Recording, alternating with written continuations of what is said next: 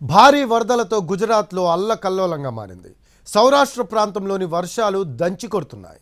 రాష్ట్రంలోని పలు జిల్లాలకు ఐఎండీ రెడ్ అలర్ట్ జారీ చేసింది. ఇవాళ 12 జిల్లాల్లో భారీ వర్షాలు కురుస్తాయని హెచ్చరిక జారీ చేసింది.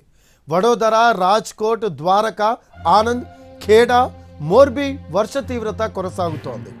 దేవభూమి ద్వారకాలో అత్యధికంగా 18 సెంటీమీటర్ల వర్షపాతం నమోదైంది.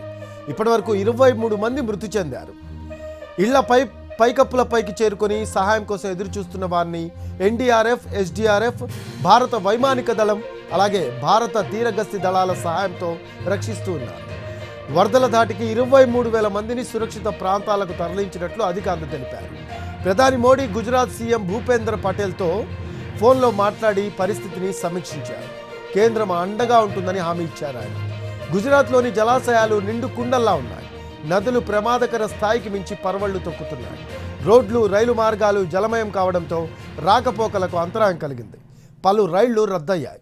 వరదల పరిస్థితిపై కాంగ్రెస్ అధ్యక్షుడు మల్లికార్జున ఖర్గే లోక్సభలో ప్రతిపక్ష నేత రాహుల్ గాంధీ ఆందోళన వ్యక్తం చేశారు.